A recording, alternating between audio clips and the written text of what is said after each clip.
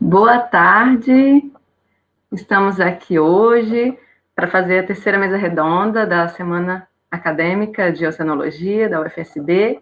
É um prazer estar com vocês, estou muito feliz de estar aqui mediando essa terceira mesa, que tem o título, né, que é sobre praias, ambientes costeiros e vulnerabilidade. Essa semana acadêmica tem o título, né, de Desafios do Sul da Bahia na década dos oceanos, que é a década dos oceanos, né, foi proposta pela ONU, né, para conscientizar a população sobre a importância dos oceanos, sobre como que a gente pode mobilizar os atores públicos, a sociedade, as instituições e as instituições privadas também, né, todos em prol de reconhecer a importância dos oceanos e fazer ações que protejam os oceanos e protejam o nosso ambiente, né? Então, para essa mesa redonda, a gente vai ter a presença muito importante, que traz muita satisfação para nós, né? Do professor Ricardo Piazza Meirelles, da Universidade Federal da Bahia, e também o professor José Maria Landim Domingues, também da Universidade Federal da Bahia. Muito obrigado por estarem aqui com a gente, numa mesa de um tema tão importante, né? Que a gente vai ter muita coisa para debater, né? Em cima do que vocês trouxerem para nós de informação e daquilo tudo que a gente vê, né? De como a gente usa os recursos costeiros, como a gente está ocupando esse ambiente e cuidando. Isso é uma coisa muito importante, que é um dos desafios muito grandes para a nossa costa, né? O Ricardo é oceanógrafo, né? E o Landim é geólogo, então a gente vai ter esses pontos de vista aqui nessa mesa que vai ser bem interessante. Eu vou apresentar o Ricardo primeiro e vou passar a palavra para ele primeiro, para ele fazer a palestra e depois o professor Landim vai fazer a palestra e a gente vai depois abrir para perguntas. Então, quem estiver acompanhando a gente, pode ir escrevendo no chat seus comentários, as suas percepções, questionamentos, e a gente vai depois fazer esse bate-papo bem legal e discutir essa temática. Tá? O professor Ricardo, ele é professor adjunto lá na UFBA, do Instituto de Geociências. Ele é oceanógrafo pela Univale, doutor em Ciências do Mar pela Universidade de Açores, em Portugal, e também revalidado, né, doutor em Oceanografia Geológica pela USP. Né? Então, Ricardo, a palavra está contigo. Seja bem-vindo. Muito obrigado por estar aqui com a gente hoje, tá? Tá certo, Tatiana. Pessoal, ouvintes, amigos, ligados aí na Semana Acadêmica de Oceanologia da Universidade Federal do Sul da Bahia. Obrigado pelo convite de estar aqui nessa mesa redonda, cuja proposta é falar um pouco sobre praias, ambientes costeiros e vulnerabilidade. Bom, nesse sentido, eu trouxe um pouco, né, da minha fala em aspectos morfodinâmicos e de erosão costeira, e complementando para a mesa redonda, para a mesa de debates, juntamente com o professor Landim Domingues e os nossos ouvintes que participam pelo chat, o desafio de convencer a sociedade sobre a importância e riscos. Então, muito se vem falando, estamos aí, como Tatiana falou, na década dos oceanos, muito se fala sobre os oceanos, sobre a importância das zonas costeiras, a valorização dessas áreas para ocupação, para uso, para diversos serviços, recreação, né? Então, acho importante destacarmos também a importância dessas áreas para o planejamento e desenvolvimento estratégico, com segurança, minimizando os impactos e riscos associados a essas áreas, bem como passagens de frente fria, erosão, e a gente vai falar um pouco sobre isso ao longo dessa apresentação. Então, a primeira parte da apresentação, eu vou abordar um pouco dos aspectos morfodinâmicos e da erosão, de uma maneira muito geral, ampla, e a fim de facilitar o entendimento do que será discutido posteriormente. e também balizar um pouco o nosso conhecimento de uma maneira que esse público mais variado, né, que nós estamos aqui nesse momento pelos canais, pelo canal do YouTube, pela internet, possibilitando alcançar pessoas que normalmente não estariam conosco se fosse um congresso local. Então, agradeço novamente a organização da UFSB, o pessoal da Oceanologia e Oceanografia pela realização desse evento. Então, vamos passar aqui. Só um minuto. Pronto. Então, nós devemos sempre encarar um ambiente, principalmente quando trabalhamos com ambientes costeiros, litorâneos, né, que é fundamental, primeiramente, tenhamos um olhar sobre a dinâmica. Se vamos falar de morfodinâmica, né, a dinâmica das formas, podemos, primeiramente, pensar sobre a dinâmica, seja nos oceanos, seja na atmosfera, seja no continente. Então, sabemos que nosso planeta é extremamente ativo, seja geologicamente, seja na atmosfera, seja nos oceanos. Aqui temos duas imagens que mostram essa atividade de forma diferente. Então, nessa primeira imagem colorida, né, nós temos a temperatura superficial da Terra ao longo de uma série temporal, ao longo de um ano, monitorada por sistemas de monitoramento por satélite.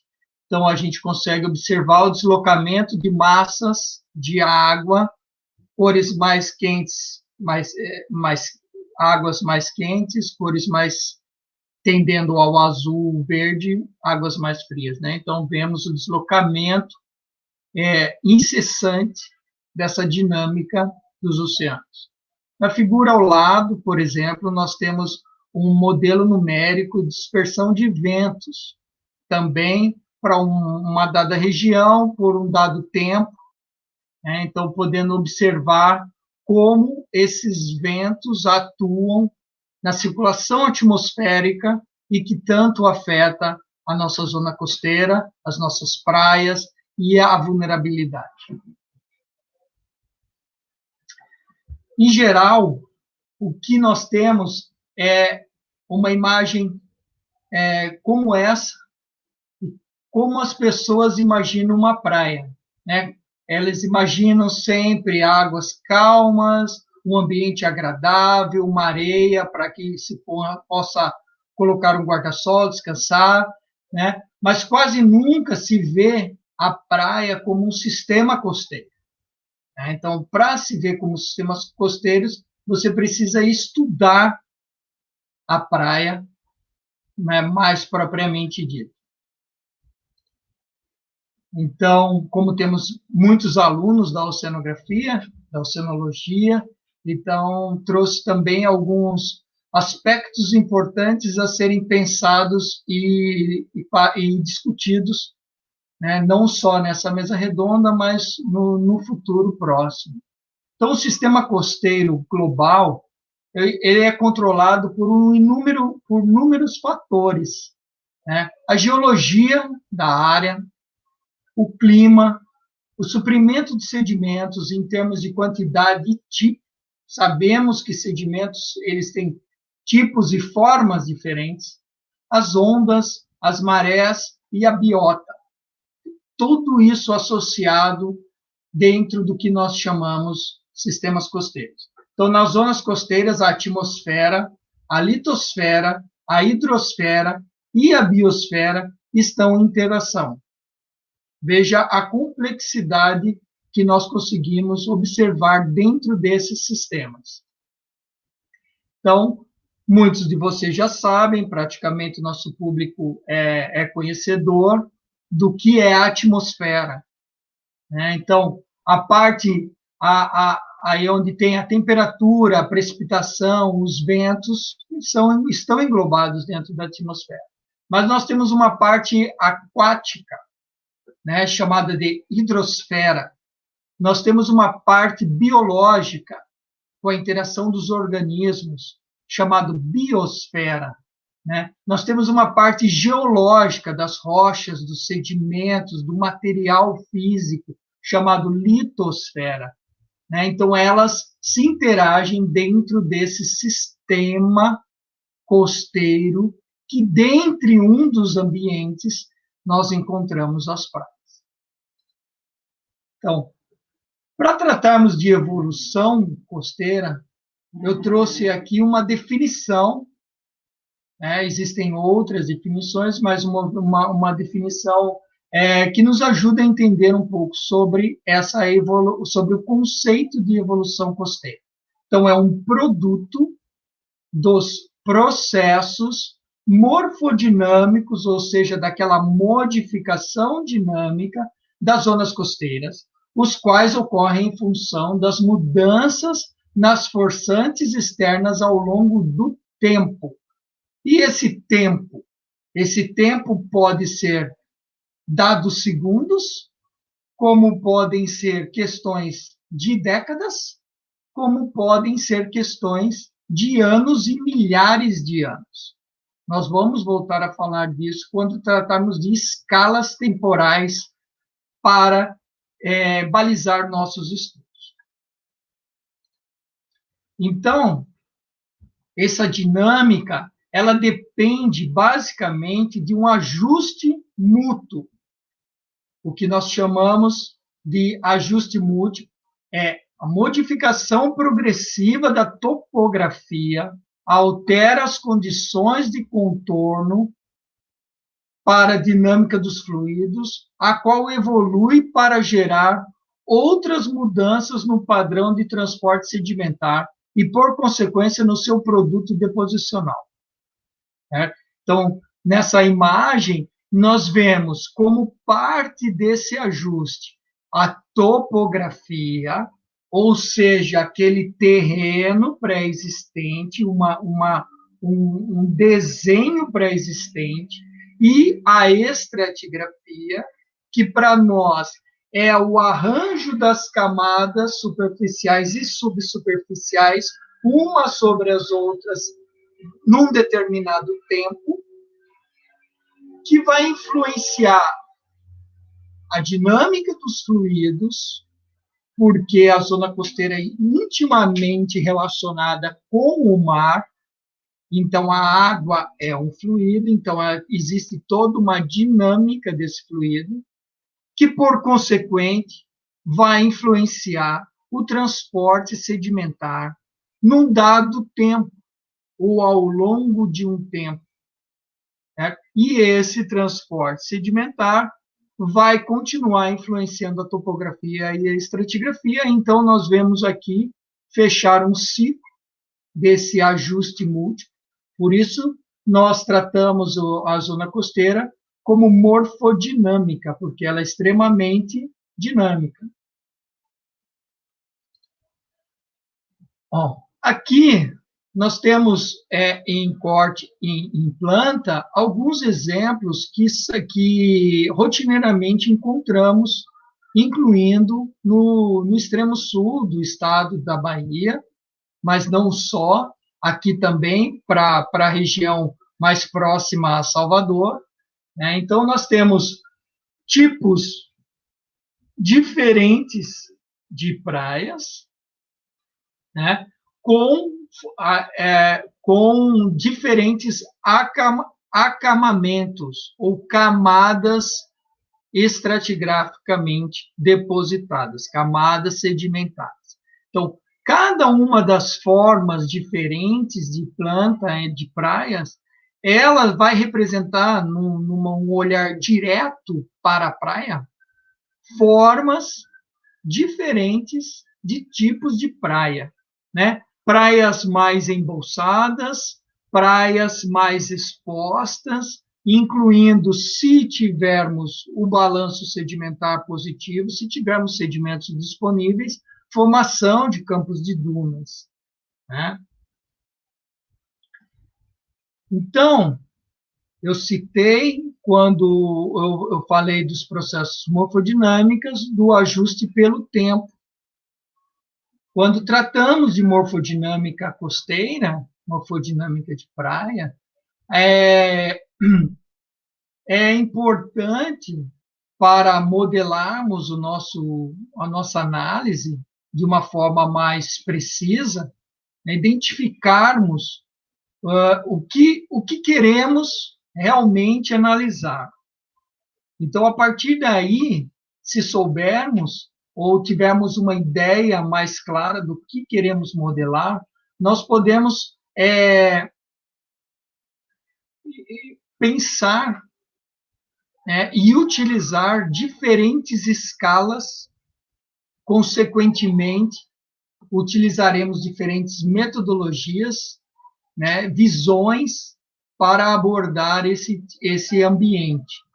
Então, o que eu quero dizer com isso?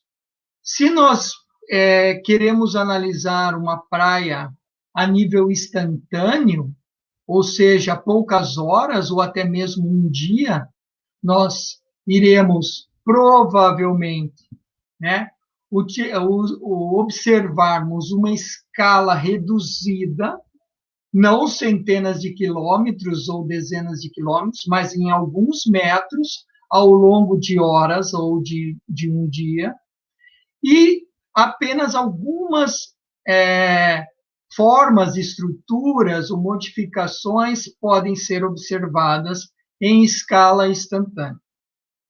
Se partimos para a escala de eventos, nós conseguimos, ou em dias ou em anos, né, observar numa escala um pouco maior de distribuição, ou seja, a escala espacial de até 1 quilômetro ou algo parecido, né, eventos que estão influenciando diretamente aquela praia ou aquela região costeira em análise, né, podendo ser um estuário, pode ser um delta, pode ser um cordão litorâneo, enfim, uma duna.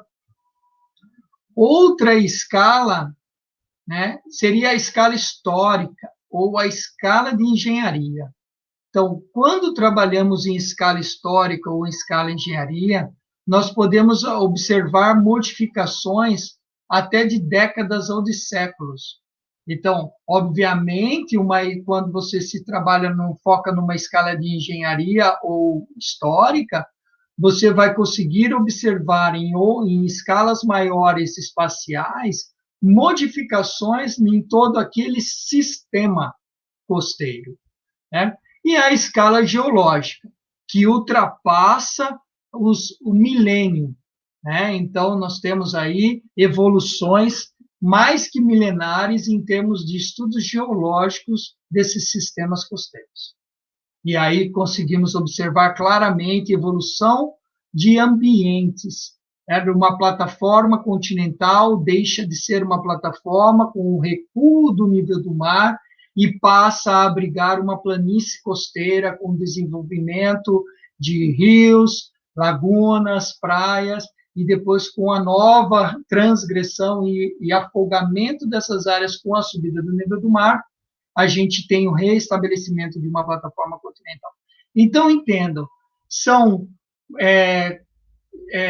análises complexas em escalas diferentes a fim de auxiliar o desenvolvimento de projetos e soluções, ou até mesmo a pesquisa básica importante, né, para cada um dos assuntos dentro desse sistema. Quando falamos de ambientes costeiros, a gente inclui uma série de ambientes. Então, é importante fazermos esse refrescamento da memória, né, porque nesses sistemas costeiros estão as praias, como eu disse, os deltas, né, as planícies de maré, podemos ter os lagos, as lagoas costeiras, as lagunas costeiras, né, o ambiente fluvial, rios de planície, os campos eólicos de dunas, e se entrarmos um pouco no marinho, teremos aí ambientes de corais, tão importantes, por exemplo, aqui para nós na Bahia, né, regiões tropicais de águas rasas, que há o desenvolvimento de recifes de corais. Então, aqui algumas imagens que ajudam a ilustrar um pouco desses sistemas costeiros, principalmente os sistemas praiais, lagunares e deltaicos. Então, e não existem praias também compostas exclusivamente por seixos e cascalhos, né? Não é o caso das nossas praias do litoral da Bahia, mas existem muitas praias compostas de seixos e cascalhos.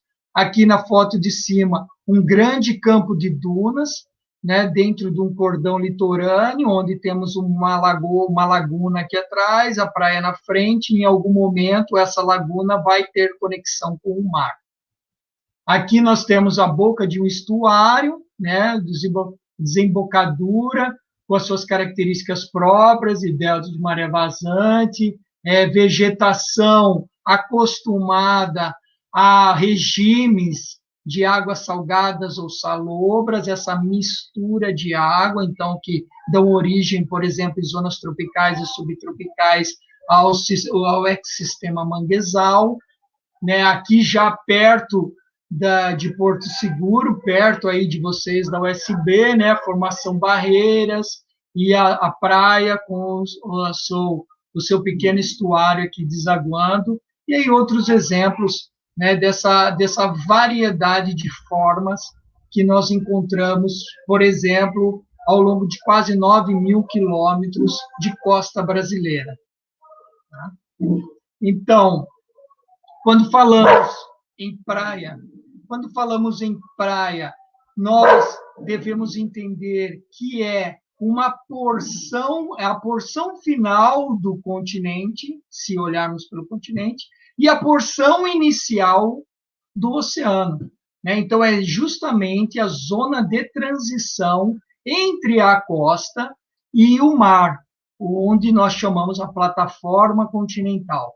Então, esse ambiente, além de ser muito dinâmico e conhecido por todos vocês, praticamente, que estão nos assistindo, para nós ele é subdividido em 3 principais partes. Nós temos o pós-praia, que é aquela área seca antes de chegar a areia molhada, a face da praia, onde ocorre a interação entre a areia seca e a areia molhada, e a antepraia, subdividida pela zona de surf e a zona de arrebentação. Então, de maneira muito geral, né, a praia ela tem essas 3 divisões. Então, a praia ela não termina na parte de areia seca e molhada.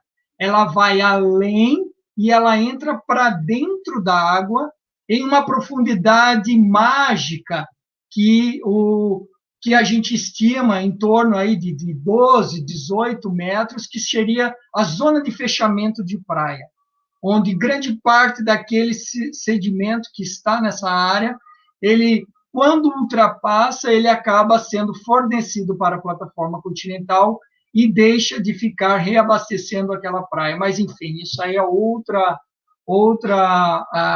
especificação.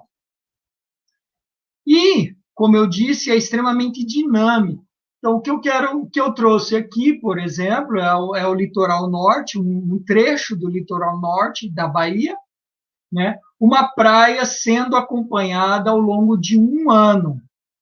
E esse gráfico, ele tende a mostrar o relevo que era no dia em que foi aferida uma medição da topografia. Lembra daquele ciclo? Né? Topografia, estratigrafia, dinâmica dos fluidos, transporte sedimentário, ΔT.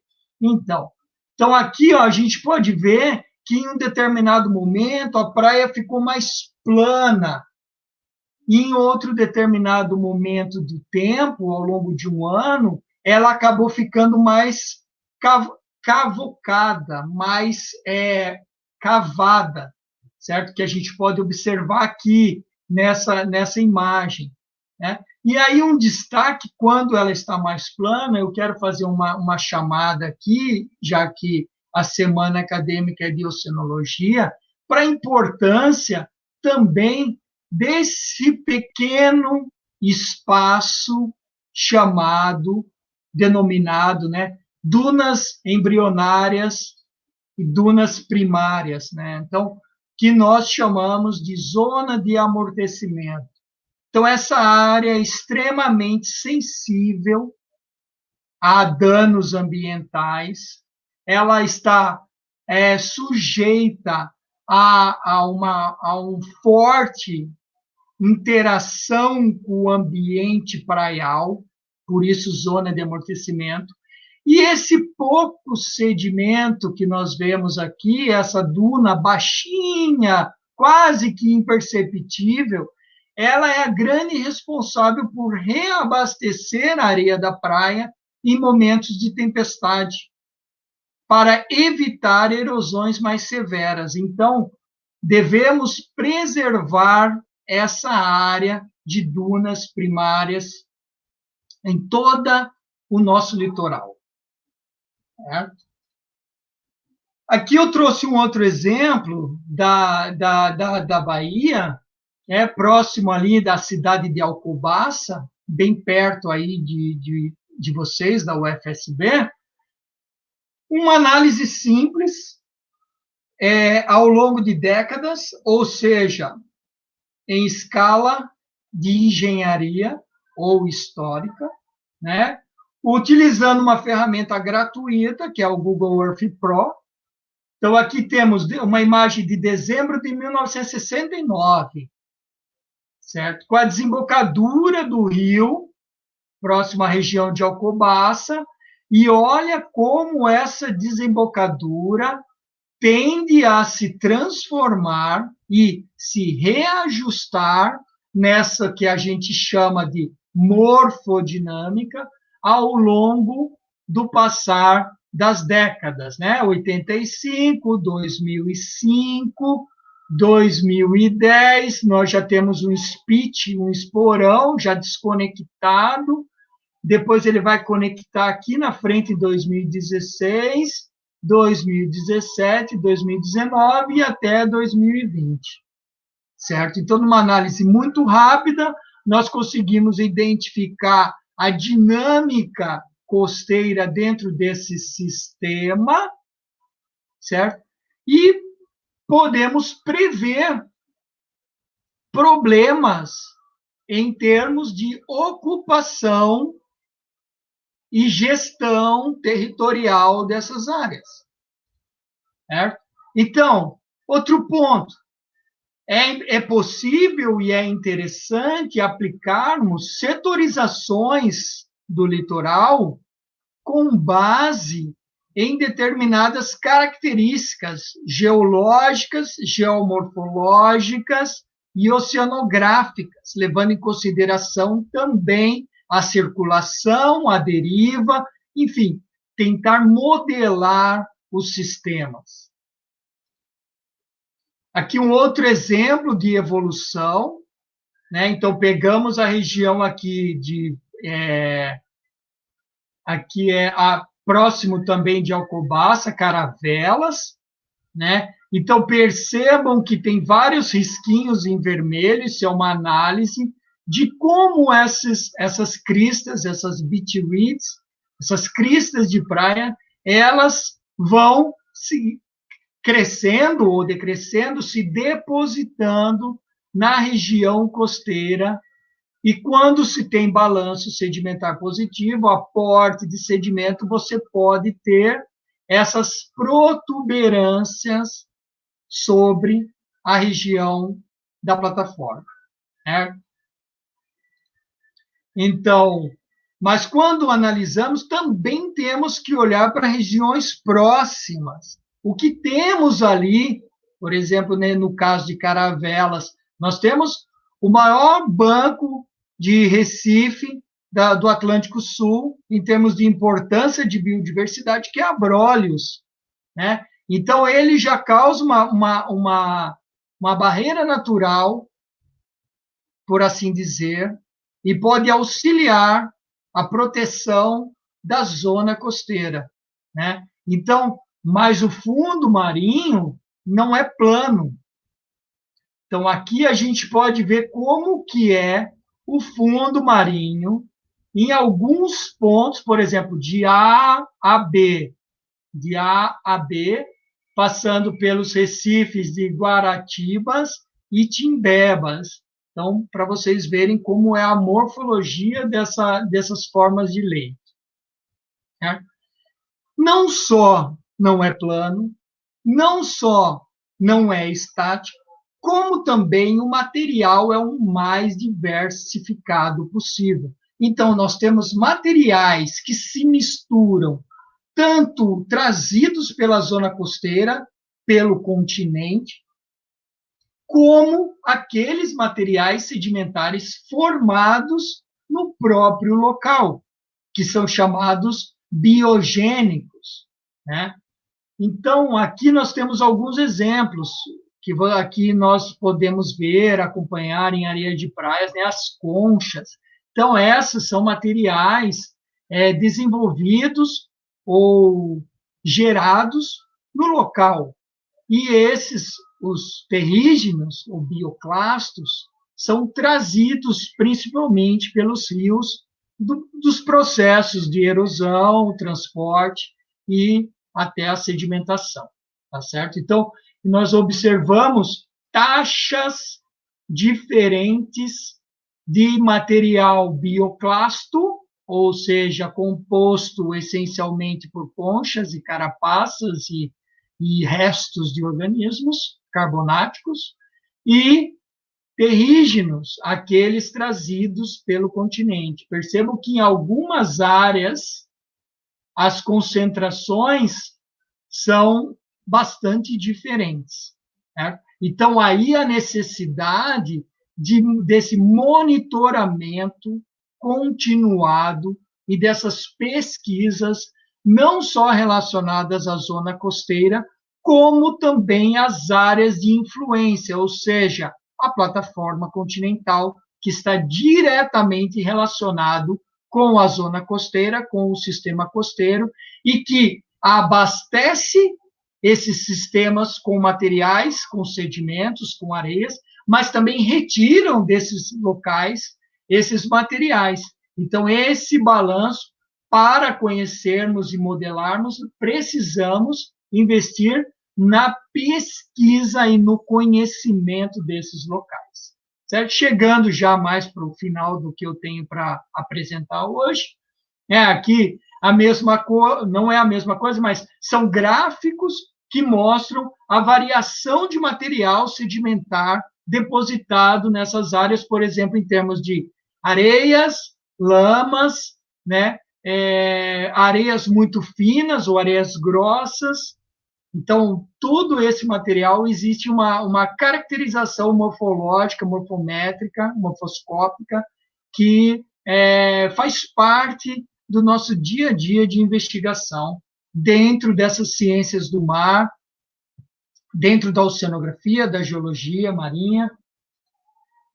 E aí, concluo, né, agradecendo mais uma vez a oportunidade para estar aqui falando para jovens oceanólogos ou futuros oceanólogos, oceanógrafos, né, colegas de profissão, e deixando aí uma parte do que eu acho também importante de ser debatido ao longo dessa mesa redonda, ainda mais que temos aqui também conosco o professor José Maria Landim Domingues, que é um especialista em zona costeira, que é o desafio de convencer a sociedade sobre a importância desses ambientes e os riscos associados. Muito obrigado. Obrigada, Ricardo, pela sua exposição, cheia de informações sobre a dinâmica, o funcionamento das praias, principalmente, né? Eu vou passar a palavra para o professor Landim. O professor Landim, ele é geólogo e ele é... Ops, apareceu aqui uma atualização do meu computador, só um segundinho, que eu já vou voltar aqui. Opa, estamos de volta aqui. O professor Landim, ele é geólogo pela Federal da Bahia, ele é doutor em Geologia e Geofísica Marinha pela Universidade de Miami. Atualmente ele é professor titular em Geologia Costeira e Sedimentar na Federal da Bahia e tem áreas de interesse que migra um pouco, né, entre a sedimentologia, a evolução costeira, tem projetos de pesquisa muito interessantes, que depois vou até pedir para explicar umas coisinhas para nós, se der tempo, professor. Acho que você é uma das que vai fazer uma pergunta.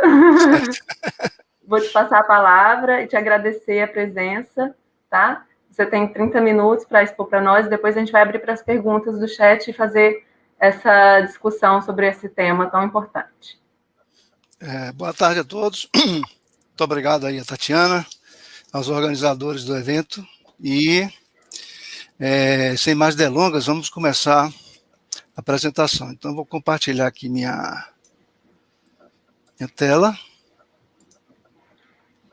Eu acho que você precisa fazer um compartilhamento de novo, Landim. Parece que não chegou aqui. Não, né? Estou compartilhando aqui de novo. Isso. Obrigada. E a apresentação já deve estar carregando. Visualizada, né? Hein? Tá, já dá para ver. Tá. Então, olha, eu vou falar rapidamente aqui de quais são as características principais dessa zona costeira sul do estado da Bahia, entre Porto Seguro e Mucuri, mais ou menos, com foco nas praias, ambientes costeiros e nas vulnerabilidades. Então, o roteiro dessa palestra é a origem da zona costeira sul da Bahia, depois, como essa origem condiciona os tipos de praia da região e as implicações disso para a vulnerabilidade da zona costeira, vulnerabilidade entendida como o grau em que um sistema natural é suscetível ou incapaz de lidar com os efeitos das interações externas. Então, em primeiro lugar, eu gostaria de dizer que a costa sul do estado da Bahia é uma costa faminta, e esse termo faminta é porque é uma costa sem sedimentos, é faminta de sedimentos. Né?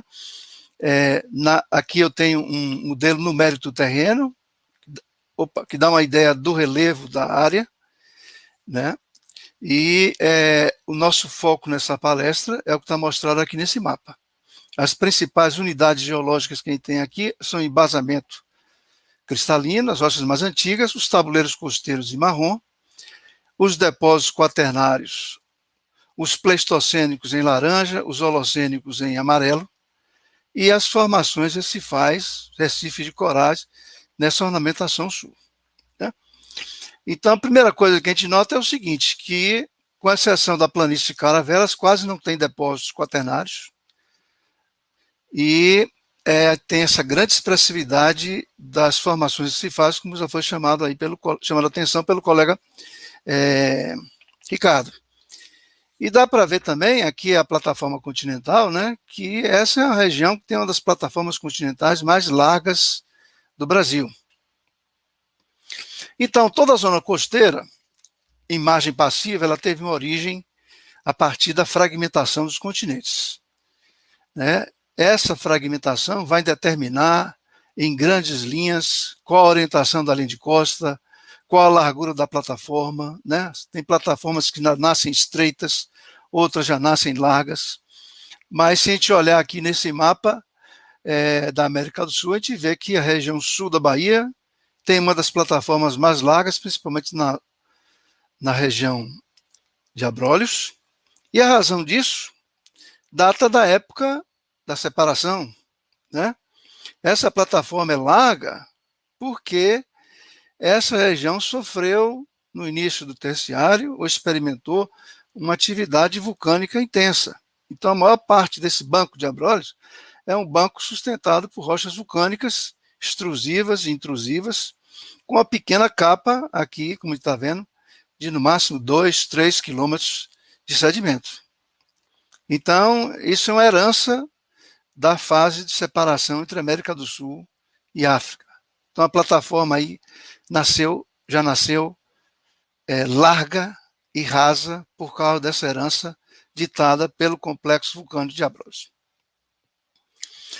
Desde o início dessa separação, se agora a gente olhar como o clima evoluiu no Cenozoico, né? Então esse é um gráfico que mostra milhões de anos antes do presente, o presente está aqui em zero, e aqui a temperatura média global em superfície, a gente vê que desde o Cretáceo o planeta tem resfriado, e esse resfriamento, em grande parte, está associado, ou como uma consequência desse resfriamento, as coisas têm um feedback aí. Eu tenho o desenvolvimento dos lençóis de gelo na Antártica, né, a partir mais ou menos do Oligoceno, e depois, no Plioceno e Pleistoceno, os lençóis de gelo do hemisfério norte. Então, observe que o planeta está resfriando e ele volta a aquecer. E esse aquecimento aqui, ele está traduzido também com a subida do nível do mar. Essa subida do nível do mar do Mioceno médio inferior foi responsável pela deposição da formação barreiras ao longo de quase toda a costa do Brasil. Então, no Mioceno médio inferior, tive uma subida do nível do mar da ordem de 50 a 100 metros que inundou toda a borda continental do Brasil e deixou um registro mais marcado nessa região que vocês estão vendo aqui, onde tem essas manchas em branco, que são as áreas de ocorrência da formação barreiras. Então, quando a gente olha para a paisagem típica do sul da Bahia, vocês podem ver lá no fundo o Monte Pascoal e as serras mais a sul. E essa feição que se chama morfologicamente tabuleiros costeiros, que foi a primeira paisagem avistada pelos portugueses, é um depósito que a gente chama, um lape costeiro, ou seja, uma acumulação sedimentar resultante do avanço do nível do mar continente adentro. E vocês podem, por exemplo, imaginar que por volta de 20, 15 milhões de anos atrás, o mar chegava quase lá no pé daquelas serras, quase lá perto do Monte Pascoal. Tá? Existe uma série, uma profusão de evidências de que esses depósitos são de origem costeira, principalmente estuarina, né? Depósitos de tidal bundles, depósitos de planícies de maré, e também uma frequência enorme, né, de traços fósseis. Esse aqui é um exemplo de um traço fóssil chamado Ophiomorpha nodosa, que é construído por uma espécie de um crustáceo, e esse crustáceo é típico, esse traço fóssil, ele é típico de ambiente litorâneo, onde os organismos eles têm uma natureza mais filtradora. Então, eles constroem essas galerias verticais para se proteger da energia do meio ambiente, do ambiente. Então, eu tive a deposição da formação barreiras no Mioceno médio. E observe, isso aqui já é uma curva da razão isotópica oxigênio 18, 16. Quanto maior o valor dessa razão, significa que vai ficando cada vez mais frio e que o nível do mar também cada vez mais descendo mais. Então, depois desse nível de mar alto aqui do Mioceno médio, o nível do mar continua a descer, continua a resfriar o planeta, principalmente após o desenvolvimento desses lençóis de gelo no hemisfério norte. Então, depois da deposição da formação barreiras, que a gente acabou de falar aqui, o nível do mar desceu, e se a gente pegar os últimos 2 milhões de anos, inicialmente esse nível médio do mar estava 40 metros abaixo do atual, e no último milhão de anos, 65 metros abaixo do atual.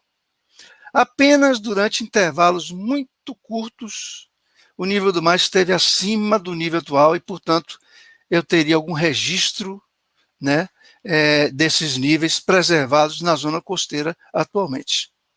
A maior implicação disso, quer dizer, um nível de mar 40, 50, 65 metros abaixo do nível atual, que a plataforma continental esteve exposta a maior parte do tempo, e eu tenho, então, uma incisão de uma rede de drenagem na formação barreiras. Então, nesse exemplo aqui, eu teria uma representação do que seria a deposição da formação barreiras, uma transgressão que inundou a borda litorânea, e depois, com a continuação do resfriamento do planeta, o nível do mar vai descer, e eu tenho um entalhamento de uma rede de drenagem na formação barreiras, que é responsável, então, pelo modelado ou pela geomorfologia dessa região, né, que a gente conhece como Costa do Descobrimento. Então, aqui eu tenho o Monte Pascoal, onde está o cursor, E toda essa região aqui é formação Barreiras. Tá? Vocês vejam que ela tem um topo plano, e essa região também já foi extremamente alterada, porque há 500 anos atrás toda essa região seria pintada em vermelho. Os únicos remanescentes da Mata Atlântica são essas manchas aqui, que são unidades de conservação, são parques. Esse vermelho aqui mais claro são plantações de eucalipto. Então,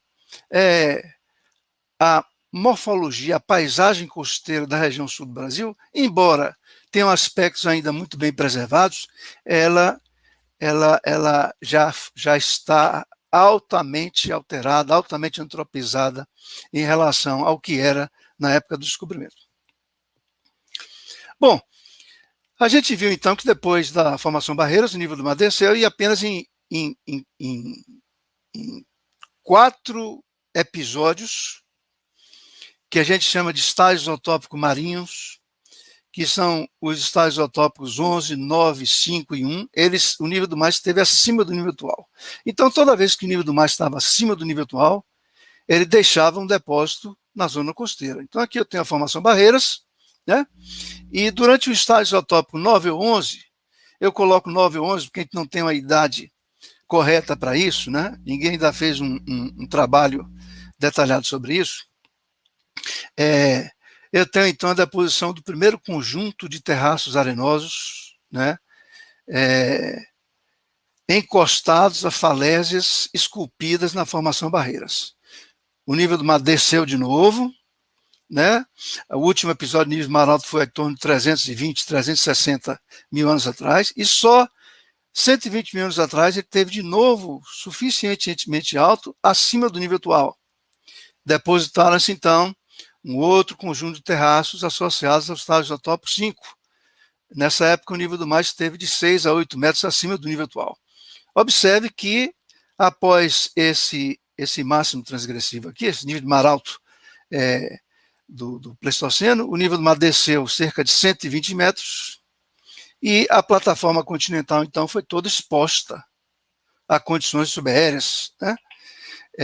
E as drenagens, elas, então, escavaram vales na plataforma que, hoje em dia, estão preservados sob a forma de vales incisos. Os recifes, as formações recifais também ficaram expostas à exposição subaérea e passaram por um processo de cimentação. Então, em torno de 20 mil anos atrás, quando o nível do mar estava 120 metros abaixo do atual, ele subiu, durante um intervalo de apenas 8 mil anos, 120 metros, inundou a zona costeira, né? E é a partir daí que a zona costeira chegou a uma situação morfológica mais próxima do que tem atualmente, né? Então, essa imagem que eu vou mostrar agora aqui seria uma imagem, uma reconstrução da plataforma continental da Bahia por volta de 16 mil anos atrás, quando o nível do mar estava 120 metros abaixo do atual, e aqui a rede de drenagem. Rede de drenagem que vem pelo continente, adentra a plataforma, né? Abrolhos, o complexo de Abrolhos está situado num divisor de águas entre uma bacia que cai aqui para a região de Cumuruxatiba e outra que cai aqui para o Espírito Santo.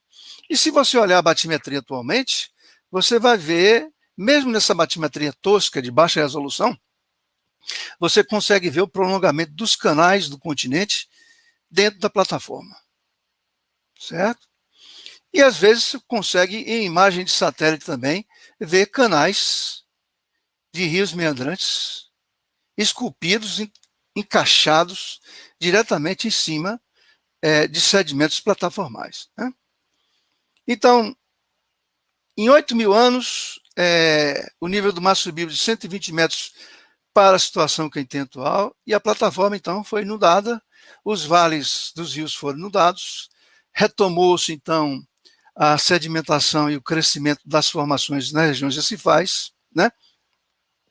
E onde tinha suprimento de sedimento suficiente, né, eu tive, então, o preenchimento desses vales, e em alguns lugares chegaram a se formar até deltas, né? Então, essa é a história de evolução da costa brasileira, mais ou menos de Pernambuco até o Rio Grande do Sul, tá? E aqui é mostrando, apenas chamando a atenção de novo, que quando o nível do mar estava 20 metros abaixo do atual, a sedimentação do complexo Westphal de Abrolhos, holocênica, ainda não tinha começado. Porque, como eu falei, isso era uma região de interflúvio, de duas bacias hidrográficas, uma que drenava para baixo com o Chatiba e outra para o Banco de Abrolhos. Então, essa é a situação atual, né?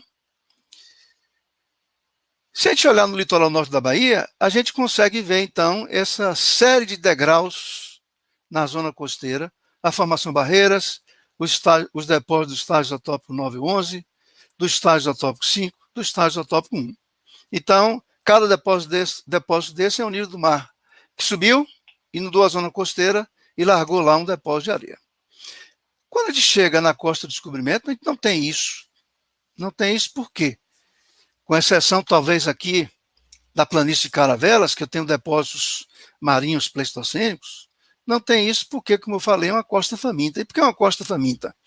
Porque existe uma tendência do tamanho das bacias hidrográficas diminuírem à medida que a gente se aproxima da linha de costa. Isso aqui é um mapa mostrando as bacias hidrográficas. Então, aqui eu tenho a bacia do Rio Jequitinhonha, a bacia do Rio Doce, e entre as entradas das grandes bacias hidrográficas não tem espaço para acomodar bacias grandes. Então, são bacias pequenas e necessariamente vai chegar pouco sedimento na linha de costa.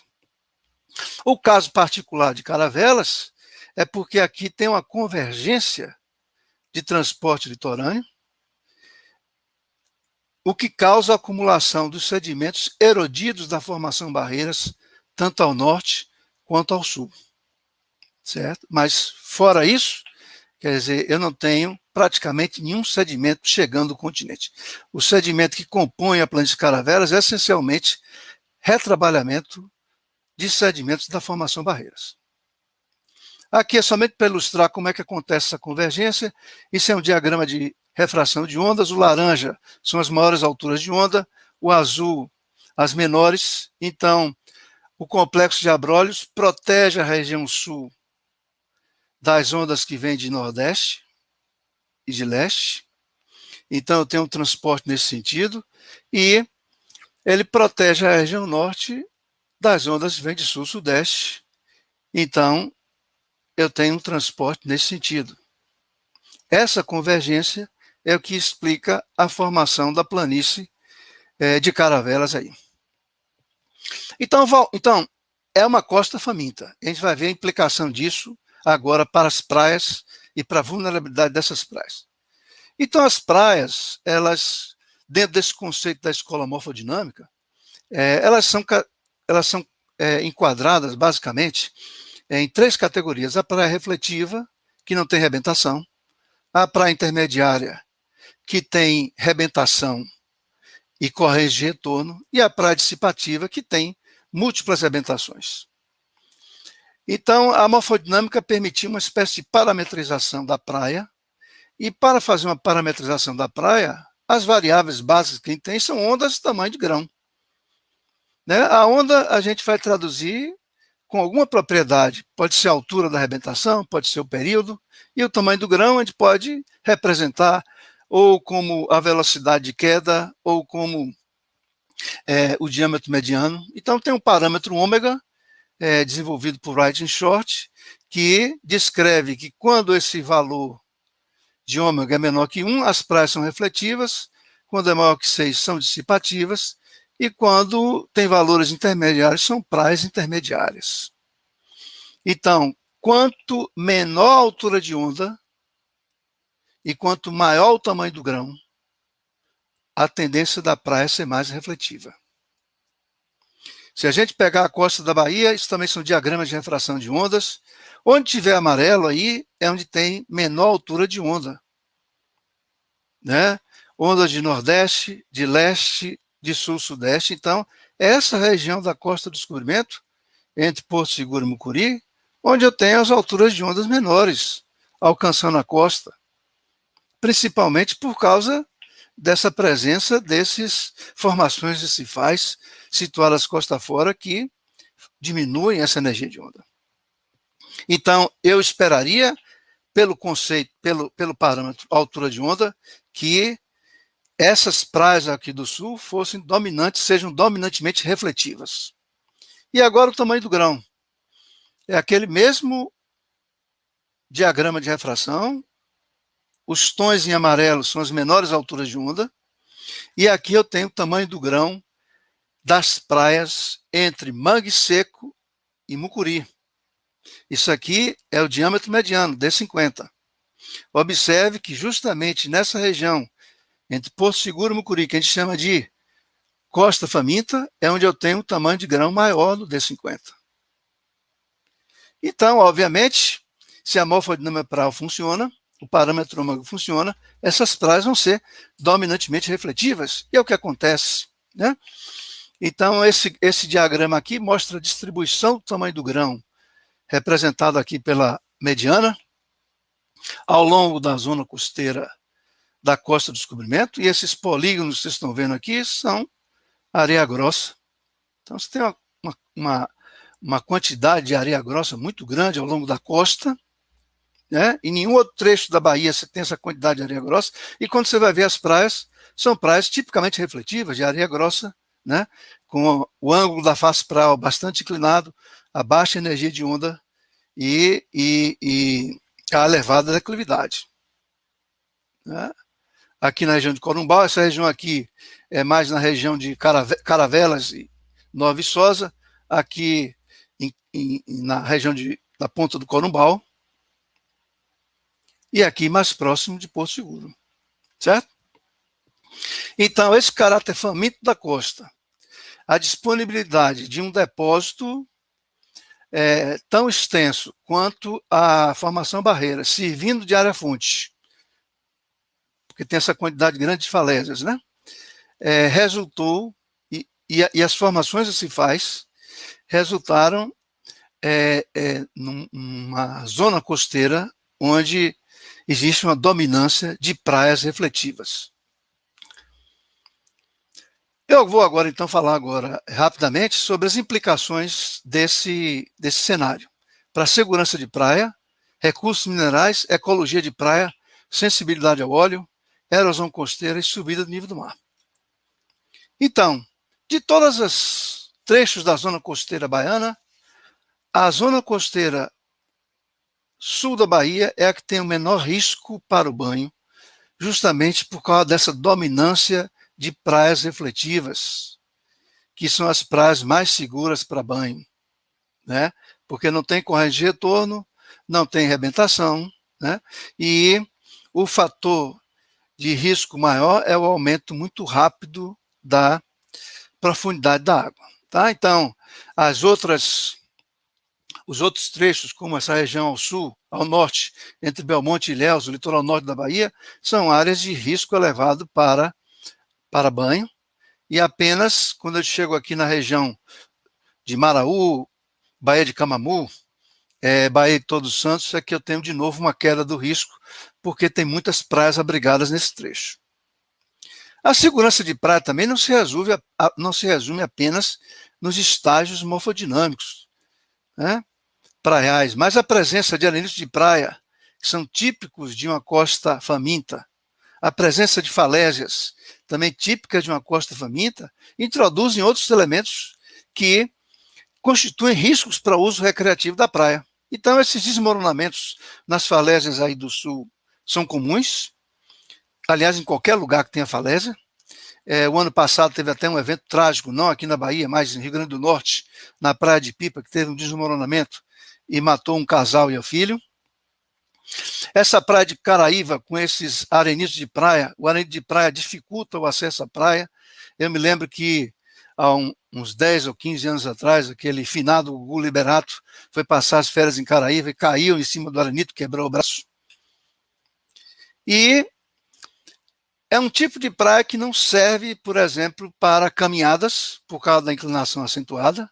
É um tipo de praia que não serve para andar de bicicleta. Uma vez fazendo um trabalho nessa região, encontrei esses rapazes que tinham vindo do Espírito Santo de bicicleta, mas a maior parte do tempo eles empurravam a bicicleta porque não tinham como pedalar na praia. E um outro aspecto é que, como eu tenho grandes trechos com falésias, muitos desses trechos eles ficam inacessíveis durante a maré alta. Então, qualquer atividade como caminhadas ao longo da costa, ela precisaria ser bem calibrada, com conhecimento de onde estão os trechos de falésias ativas e o horário da maré. Eu também já testemunhei, quando estava fazendo esse trabalho, de um dia encontrar uma pessoa andando sozinha na praia, no dia seguinte a pessoa com o braço enfaixado, porque tentou subir na falésia durante a maré alta e acabou caindo, quebrando a mão. Esse fato de eu ter uma costa faminta, portanto com uma tendência de longo prazo à erosão, o fato de eu ter um depósito detrítico como barreiras, que já é um retrabalhamento das rochas do embasamento, faz com que o principal recurso mineral nessas praias sejam as areias pesadas. E a região de Cumurujatiba já foi o maior produtor de areias monazíticas do mundo, né? E se vocês andam ali para o Cumurujatiba, de vez em quando vocês encontram aqui essas pilhas de areia na praia, que são resultados do processamento da extração dos minerais pesados, ou dessas areias pesadas, são essas manchas escuras que vocês estão vendo aí, né? Inclusive, Cumurujatiba foi fundada por um inglês, esse senhor aqui, John Gordon, que durante muito tempo contrabandeava essas areias pesadas como lastro de navios e acabou exportando algo em torno de 15 mil toneladas desse concentrado de minerais pesados, né, para fabricação dessas camisas incandescentes para iluminação a gás na Inglaterra. Do ponto de vista da ecologia das praias, né, um aspecto que determina qual a biodiversidade de uma praia, um dos aspectos é o nível de saturação do prisma praial por água na maré baixa. Então, as praias refletivas, como elas têm uma permeabilidade, areia grossa, a permeabilidade é muito alta, então ela drena muito facilmente na maré baixa. Então, existe um grau de dessecação acentuado que representa uma ameaça para os organismos da infauna.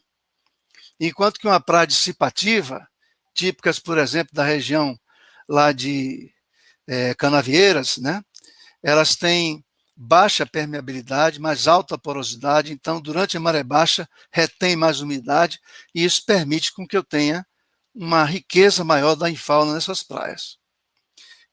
Então, observe como essa história geológica ela chega a determinar até esse aspecto da ecologia da praia.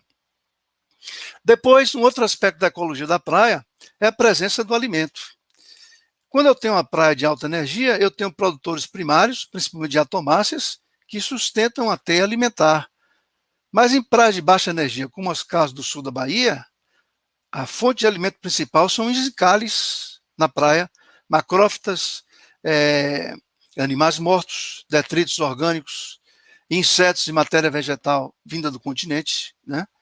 Isso que vocês estão vendo aí, os encalhes, o carrion.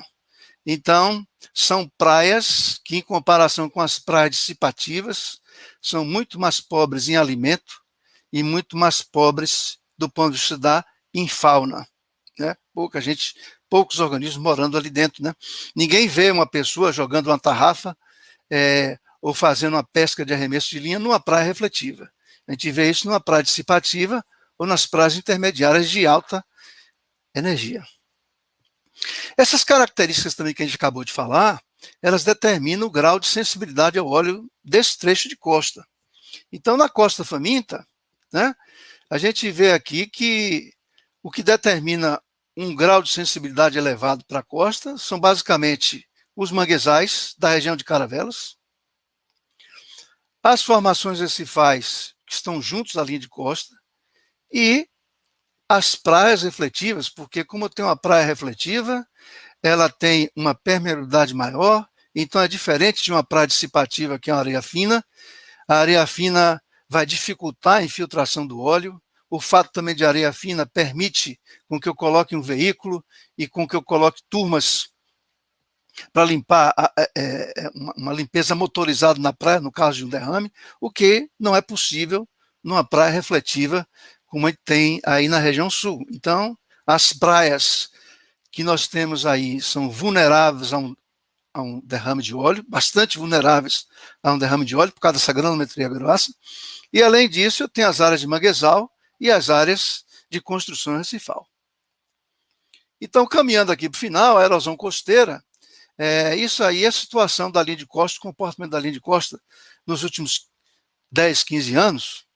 Então, os trechos em verde são áreas onde eu tenho falésias ativas, então, e os trechos em vermelho é onde eu tenho, vamos dizer assim, os hotspots de erosão, né? Então, os hotspots de erosão nessa região estão associados à embocadura dos rios. Rio Jucuruçu, Rio Alcobaça, Nova Viçosa e Rio Mucuri, e essa região aqui toda da planície de Caravelas, principalmente na Ilha da Caçumba. No resto da linha de costa eu tenho falésias, mas tem muitas falésias que estão vegetadas. E as falésias ativas, né, às vezes tem no sopé um depósito de talos já colonizado pela vegetação. Então, nessa análise, dentro desse horizonte de 10 anos, a gente não viu nenhuma recuo importante dessas falésias. Estou dizendo que não exista, né? Então, essa erosão aqui na costa do Descobrimento, na costa faminta, ela está condicionada essencialmente a esses trechos de falésia ativa e nessa região, principalmente entre Prado e Mucuri. Então, o Ricardo até adiantou alguma coisa, essa dinâmica de delta de canal de maré, típica dessas regiões, onde eu tenho uma flecha arenosa, uma restinga arenosa que cresce no sentido da deriva litorânea, desvia o canal do rio, e depois vai chegar um momento que há um rompimento dessa flecha arenosa montante, e essa massa de sedimento ajusante do ponto do rompimento, ele vai soldar a linha de costa. Então, ao mesmo tempo que eu tenho erosão, onde eu tenho um rompimento, eu vou ter uma progradação instantânea a jusante do ponto do rompimento. Ou seja, é uma erosão onde não ocorre uma mudança do volume total de sedimento. Ele apenas é deslocado, né? Ao mesmo tempo que eu tenho erosão, eu tenho também progradação. O outro caso aqui do Rio Itanhem, que também foi mostrado aqui pelo professor Ricardo, a mesma coisa. Tem uma dinâmica semelhante de crescimento de pontal arenoso e rompimento da restinga, e o trecho todo ajusante do ponto onde houve o rompimento, ele é soldado à linha de costa, e a linha de costa, então, sofre uma progradação instantânea de várias dezenas até centenas de metros. E o outro mecanismo é em Mucuri, né? Onde eu tenho um delta de maré vazante, ele não migra, mas o talveg do canal de vazante, ele muda ao longo do tempo e, com isso, provoca um rearranjo do sedimento associado a essa embocadura, né? Então, o que a gente vê aqui, 2010, 2019, já tem uma massa de areia grande se anexando aqui à praia, por causa desse deslocamento do talveg do canal, e essa é uma região que tem uma erosão intensa, inclusive foi objeto de intervenções com a construção desses espigões, né? 2010 e agora 2019, vários desses espigões já estão soterrados por causa dessa dinâmica do delta de maré vazante. Então, esses trechos, Mucuri, Alcobaça, Prado, são trechos que você pegar os jornais, esse aqui é um jornal de 2002, portanto, quase 20 anos atrás, e já tem a manchete: maré forte tem provocado erosão na orla de Mucuripe. Então, esses aí são problemas crônicos, isso não tem nada a ver ainda com subida do nível do mar, tá? Associada a mudanças climáticas, né? E a única maneira de fazer uma gestão disso é observar como é que essas desembocaduras se comportam, né? E a ocupação, ela tem que ser feita, a ocupação dessas áreas, obedecendo a esse tipo de limitação. O outro trecho que tem uma erosão muito severa é a região da ilha da Caçumba, né? porque o sedimento que é transportado ao longo da linha de costa, ele fica retido aqui, nesse cabo arenoso, a ponta do Catoeiro. Aqui eu tenho duas imagens, a mais antiga está em verde, a mais recente em vermelho. Então, vocês vejam que aqui teve erosão, a montante do cabo e deposição a jusante, e a areia que fica presa aqui faz falta ao longo de todo esse trecho a jusante. E esse é um dos trechos do estado da Bahia, onde eu tenho uma erosão extremamente severa, da ordem de dezenas de metros nas últimas décadas, né? Vocês podem ver aqui, isso aqui é o depósito de mangue, a praia está passando por cima do depósito de mangue, né? Nessa outra imagem aqui também, e aqui quando você chega na praia, você está vendo também os depósitos de mangue aflorando.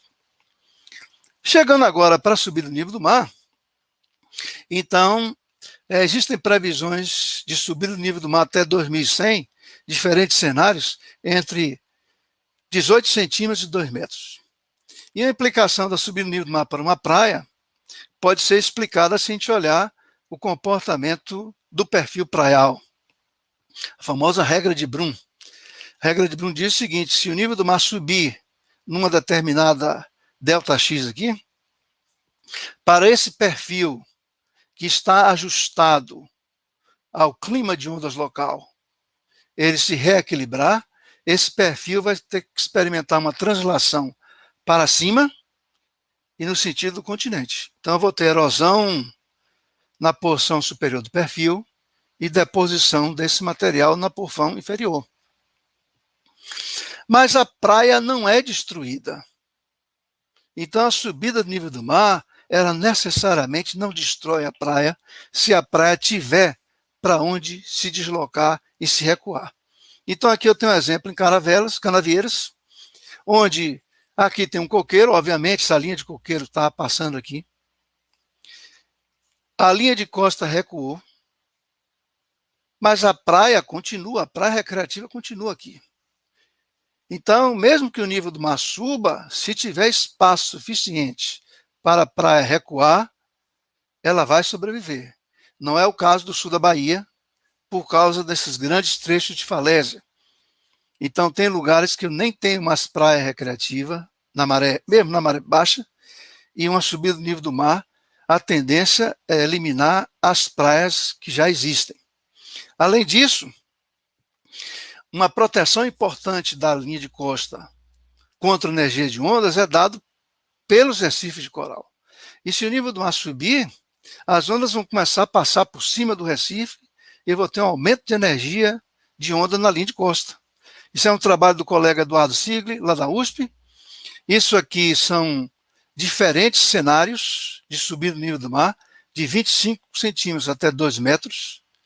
Aqui, o aumento percentual da energia de onda ao longo de vários trechos entre Porto Seguro e a região norte lá do Rio Doce. Então, a gente vê que essa região de Caravelas, né, e outros trechos aqui, onde eu tenho os da Colomis, a depender do cenário de subida do mar, eu posso ter um aumento na altura, percentual na altura de onda, né, da ordem de até 85%. Então, isso certamente vai exacerbar ainda mais esse processo de erosão que afeta a linha de costa faminta do sul da Bahia, né? Então, eu vou encerrar aqui agora. Os pontos principais é o seguinte: a costa sul da Bahia é uma costa faminta, déficit de sedimentos. Isso ajuda a gente a entender vários aspectos das praias e da região costeira. Então, os recifes existem nessa região porque não tem poluição por sedimento vindo do continente, mas isso torna também essa região extremamente vulnerável a uma subida do nível do mar. Não só porque não tem sedimento, como também não tem espaço para as praias migrarem, e como também vai haver uma altura da energia de onda nas áreas situadas na retaguarda das condições que se faz. E, finalmente, principalmente em função desse evento aí de derrame de 2019, esse é um trecho de costa, por exemplo, também de elevada vulnerabilidade a derrames de óleo, né, porque ele tem um tipo de praia, vamos dizer, que tem uma das vulnerabilidades mais elevadas a derrames de óleo, né, além das regiões de manguezal lá de Caravelas e do complexo recifal de toda essa região sul. Então, desculpem aí, eu acho que passei um pouquinho, mas muito obrigado, então, e estamos aqui à disposição para as perguntas. Obrigada, professor. Muito obrigada por essa exposição tão pertinente, tão cheia de informações ricas, assim como foi também a exposição do Ricardo. Nós vamos abrir para as perguntas agora. Vou dizer que estou super animada aqui, porque tem muitas perguntas interessantes. Vejo que não sou só eu que fico muito animada, a Tayara Silva comentou lá no chat do YouTube, ficar na praia de bobeira é bom, mas sentar na areia e observar e entender que tem tantos processos acontecendo ali, não tem preço. Né? Então, que bom que nós chegamos também no público, né, da nossa mesa redonda. Estamos vendo aí também a participação, né, os locais de participação do pessoal que está assistindo. Porto Seguro no centro, temos participação de Lisboa, em Portugal, Saquarema, Recife, Salvador, Ilhéus, Sinop, Mato Grosso. Muito obrigada por todo mundo estar participando. E vamos seguir, então, para as perguntas. Nós temos algumas perguntas aqui sobre erosão, que eu acho que eu vou agrupar, e aí a gente tenta fazer por tema para a gente tentar, né, chegar a todas essas perguntas. Acho que todas não vai dar tempo, mas pelo menos a maioria delas. Eu vou ler algumas aqui.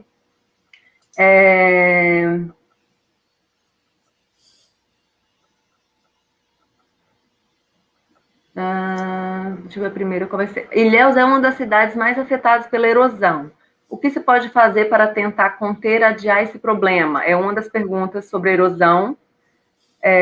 Depois temos outras aqui. Como o governo da Bahia vem gerenciando a região costeira de praias erosivas, onde existe a presença de comunidades tradicionais como índios e caiçaras? Tem outra aqui que foi direcionada para o professor Landim. Professor Landim, se sabemos dessa dinâmica, não corre o risco do mar subir e engolir as casas construídas na beira da praia? Acho que o Landim chegou a falar um pouco disso, né? De que se houver espaço para a praia recuar, ela vai recuar, né?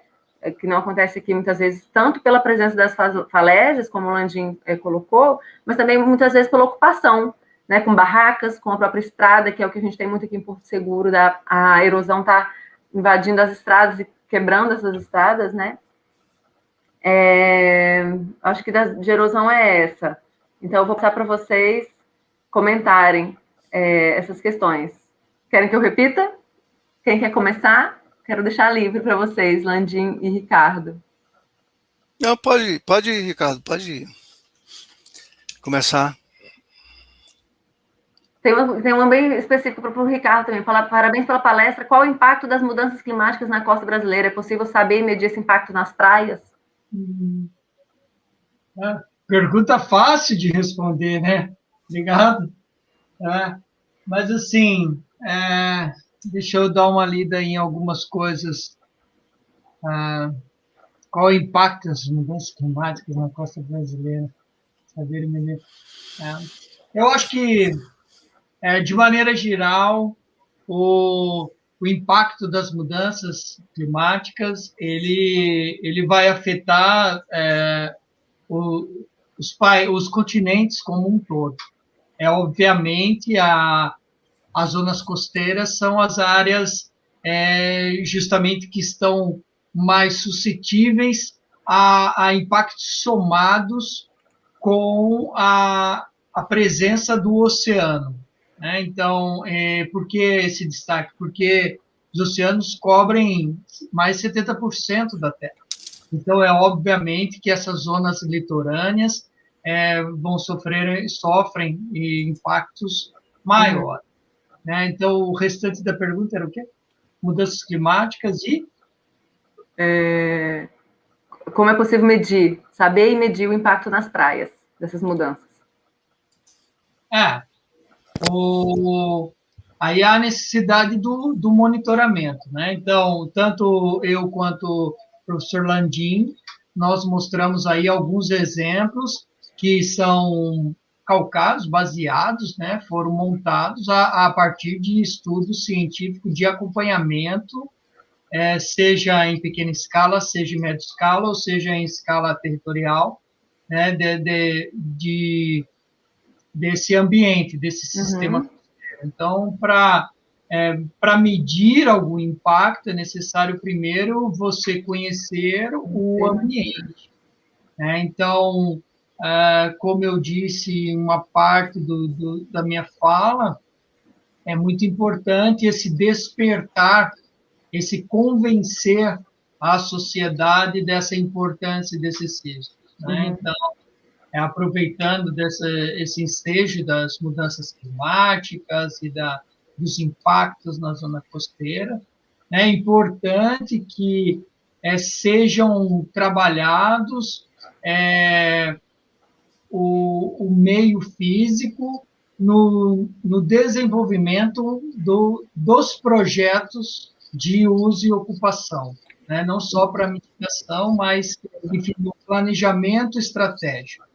Ficou bem claro nas duas apresentações, pelo menos para mim, acredito que para a maioria das pessoas, né, que uma parte dos riscos associados ele envolve diretamente o homem, né? Então, porque existem áreas que estão em erosão, existem áreas que estão em desertificação, enfim, mas que como não tem a presença humana, é o processo, mas quando tem a presença humana se torna um problema ambiental, né? Então, esse planejamento do desenvolvimento urbano social, né, já respondendo até uma das perguntas ali das comunidades ribeirinhas, caiçaras, quilombolas, enfim, que ocupam essas regiões, né? Então, você tem que planejar de acordo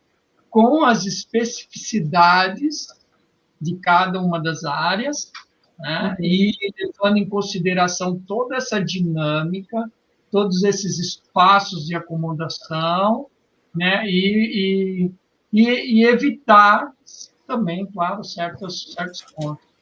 Evitar as áreas mais vulneráveis, né? Já que a gente tem ferramenta para mapear onde é mais vulnerável, onde não é, né? Como o professor Landim mostrou muito bem alguns exemplos. Usar isso a nosso favor para a gente determinar onde que a gente pode usar, onde não deve usar, onde tem que ser área de proteção, né? Muito bem colocado. Só lembrando que nós temos ferramentas, mas carece de tempo. Né? Não é simplesmente 2 cliques no botão. Com certeza não. É um esforço amostral muito grande, precisa de recursos humanos, né? A gente precisa de gente para ir fazer as medições e tudo isso. A gente tem um projeto de pesquisa de praias aqui em andamento, meio um pouco parado agora por conta da pandemia, mas que a gente começou a coletar dados em 2018, em 18 pontos aqui da praia, da costa de Porto Seguro, e um trechinho de até Coroa Vermelha, né? Começando Coroa Vermelha, que já é o município de Cabralha, né? Até Arraial da Ajuda. E a gente tem dados muito legais que a gente ainda está trabalhando. A gente tem um aluno da Oceano que está terminando o curso e vai usar esses dados no trabalho de conclusão. E a gente tem gerado dados muito interessantes, visto muitos tipos praiais variáveis, que tem até uma pergunta aqui sobre... vou poder ir para cá, porque eu estou com a tela aqui, o segundo monitor. E a outra pergunta alguém falou assim, pode mudar o tipo de praia de um para outro, né? E a gente tem visto isso no projeto de pesquisa. Muitas vezes a gente vai na praia, dependendo da condição de maré, a gente vê a praia de um jeito, se ela estiver na maré baixa, a gente vê ela de uma outra forma, né? A gente vê tipos intermediários. E então a gente tem visto, os alunos têm vivenciado como é difícil gerar esses dados. E como a gente precisa de recursos mesmo, né? E como tem sido difícil receber esses recursos para pesquisa, todo mundo está sabendo muito bem disso, né? Mas uma coisa interessante também é de ter essa visão integral, né? De que todo mundo tem que fazer uso, então a gente tem que escolher onde vai usar ou não. Da mesma forma, a gente tem que ter a visão integral de praia, ambiente de drenagem continental e o ambiente marinho adjacente à praia, né? O professor Landim tem um projeto do Rio São Francisco, né, professor? Tem um pouco esse objetivo, né, de fazer esse enlace entre o costeiro marinho e o continental, né? Então, até queria dar essa entrada para essa questão. Aqui no sul da Bahia, qual que seria a importância do jequitinhonho para a gente? Né? Olha, evitar essa erosão aqui. Veja bem, No caso de São Francisco, a gente até publicou um trabalho agora, e aí isso tem relação com o que foi comentado, de comunidades tradicionais e tudo mais. Na Foz de São Francisco tinha uma comunidade chamada Vila do Cabeço, que existia lá desde o século XIX, né? Desde o século XIX, e tem um farol que foi colocado lá no final do século XIX, e durante mais de 100 anos não aconteceu nada. Agora, nas últimas décadas, começou a haver uma diminuição da chuva na bacia hidrográfica do São Francisco. Cerca de 30% da chuva. Ao mesmo tempo, começou a aumentar cada vez mais a regulação do rio, certo? Então, em 1998, o povoado foi destruído. O farol hoje em dia está lá dentro d'água. Então, isso já é um impacto da mudança climática em curso, que diminuiu a chuva, mas o efeito da regulação, certo? Quando eu falo efeito da regulação, é que o rio ele é mantido numa vazão constante, elimina os picos de vazão. Por conta das barragens, né? Por causa das barragens, principalmente nesse caso aí, é o caso, o grande efeito regulador é Sobradinho. Então, tem uma erosão enorme na Foz de São Francisco, destruiu o povoado, continua, mas não é por falta de sedimento, porque o baixo curso do rio está cheio de sedimento. É por falta de vazão suficiente para despejar esse sedimento na foz. Então, foi efeito combinado da mudança climática em curso com a regulação fluvial que acabou desencadeando esse processo erosivo, porque em 1900, um dos períodos que teve mais chuva lá na Bacia do São Francisco foi de 79 até 84, 1979 e 84, já tinha Sobradinho. E Sobradinho teve que deixar passar vazões. Depois disso aí, a linha de costa na Foz avançou quase 1 quilômetro. E a partir de 86, a chuva começa a diminuir, o efeito da regulação fica mais evidente, e aí eu paro de ter suprimento de sedimento. No Jequitinhonha, acontece a mesma coisa. Né? A Jequitinhonha, as últimas grandes cheias foram justamente 79, 82. E junta com isso a dinâmica própria mesmo da desembocadura, né? Então é muito complicado saber exatamente qual processo, que parcela de... Não, o que determina a posição da linha de costa na desembocadura é essencialmente a vazão do rio. Porque a onda não muda muito, não tem como mudar muito a onda. Né? A vazão é muito mais fácil de mudar. Então, qualquer diminuição da vazão, as ondas elas tiram um volume X de sedimento, então, qualquer diminuição da vazão, elas vão continuar a tirar aquele volume X. Então, as embocaduras são muito sensíveis, embocaduras dos grandes rios, tipo Jequitinhonha, Rio Doce, Paraíba Sul, são muito sensíveis à vazão. E teve uma pergunta aí também sobre erosão em Ilhéus, né? Eu não falei da erosão em Ilhéus porque eu concentrei nessa faixa aí, mas essa aqui, erosão... Ilhéus é uma das cidades mais afetadas pela erosão. O que se pode fazer para tentar conter e adiar esse problema? A erosão em Ilhéus, ele está se referindo ao bairro do Norte, né? A norte do rio, do Porto de Ilhéus. Então, essa erosão foi causada pela construção do porto. O efeito do porto, do enroncamento do porto, ela se estende até quase 18 quilômetros a norte do porto. Agora, o projeto original, feito pelo INPH, o porto começou a ser construído em 1960, já previa que haveria essa erosão. Mas era tudo fazenda de coco, então isso não foi incorporado em políticas locais, e aí foi pouco a pouco sendo ocupado, à medida que... Então, de novo, com esse negócio das mudanças climáticas, né, essas áreas que não estão ocupadas ainda, devem ter um certo cuidado, porque a tendência é que uma subida do nível do mar, mudanças no clima de onda, isso vai tender a recrudescer justamente no período onde está aumentando cada vez mais a ocupação na zona costeira, né? Onde já está ocupado, não tem muito o que fazer.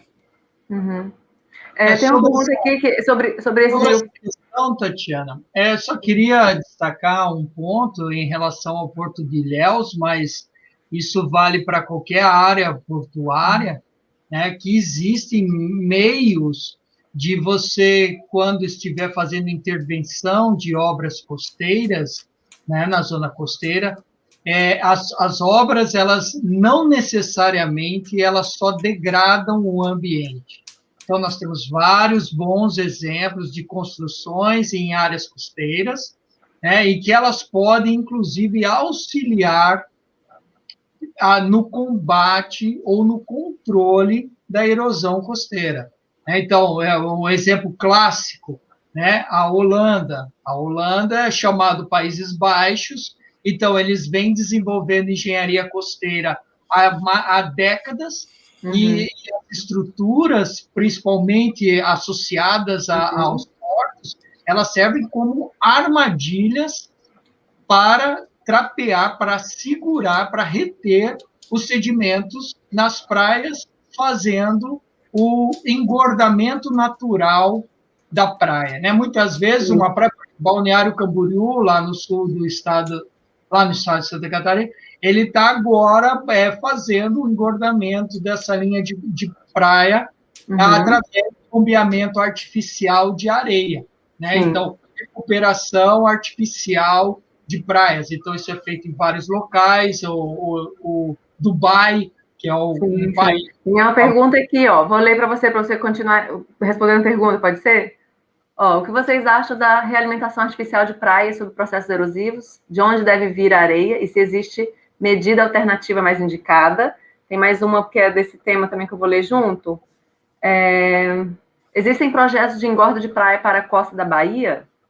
É uma outra pergunta. Acho que são essas sobre engorda. Então, antes para concluir ou para complementar, isso, exatamente. Então, você, né, além de usar tecnologia para reengorda, né, ou alimentação artificial, você também pode utilizar a tecnologia de propriamente construção para favorecer essa combate à erosão e combate às alterações climáticas que em muitos pontos elas já são visíveis. O que ocorre, então, para não acontecer? Foi o que destacado pelo professor Landim. Não, mas essas áreas eram todas fazendas de coco, então deixa para lá. Na verdade, quando você vai fazer o projeto, você faz meio projeto, né? Ao invés de você pensar nos próximos 50 anos para frente, na verdade, você retrocede 10 anos para trás, em muitos dos aspectos. Então, o recurso empregado, ele tem que ser melhor gerido, e a tecnologia existente, ela tem que ser melhor empregada, para que nós não tenhamos surpresas desagradáveis no futuro muito próximo, acelerado, inclusive, pelas alterações climáticas. Agora, veja só, isso é uma coisa do passado. No licenciamento do Porto Sul, né, esse vai ser construído lá ao norte de Ilhéus, já foi incluído no processo de licenciamento um plano de gestão da linha de costa, porque a construção do porto vai provocar também uma alteração na linha de costa. Então, foi exigido pelo órgão ambiental um plano de gestão da linha de costa, que é para o quê? Monitorar a linha de costa e propor ações para reverter efeitos negativos. Então, está previsto, inclusive, a partir de um determinado ponto, que seja realizado um transpasse de sedimento. E o conceito de vulnerabilidade, a gente não pode esquecer que quem é vulnerável é pobre. Então, nós somos um país pobre. Pode ter a tecnologia que tiver. A gente não tem dinheiro para ficar engordando todas as praias. O engordamento de praia custa 50, no mínimo, começa 50 milhões de reais. Tem alguma praia engordada aqui no sul da Bahia, Landim? Olha, aqui no Brasil tem várias. Por exemplo, você pegar Rio de Janeiro, as praias de Janeiro foram aterro hidráulico. As praias de Vitória, aterro hidráulico. A Cidade Baixa aqui em Salvador, toda é aterro hidráulico. Aqui no sul da Bahia, acho que não, né? Na Bahia não tem nenhum projeto de engordamento de praia, né? Então, é esse aspecto da vulnerabilidade. Quer dizer, os Estados Unidos, eles podem fazer, a Holanda pode fazer esse tipo de obra, mas a gente não tem dinheiro para isso, né? Principalmente agora com essa crise toda. Então, Miami Beach, por exemplo, eles estão levantando toda a infraestrutura da cidade. Mas tem pessoas que já começam a dizer, olha, vai chegar um ponto que o governo pode dizer, olha, não vamos continuar a gastar bilhões e bilhões de dólares para salvar umas propriedades. Então, talvez seja melhor abandonar Miami Beach, a própria sorte. É o que vai acontecer em muitos locais, porque vai chegar um ponto que o custo vai ser tão elevado que não adianta mais tentar remediar essas coisas. Então, a gente sempre tem que ter em mente que vulnerabilidade é uma questão de recurso. Como a gente tem pouco recurso financeiro, então nós somos extremamente vulneráveis e muitas dessas soluções, elas acabam não sendo viabilizadas aqui.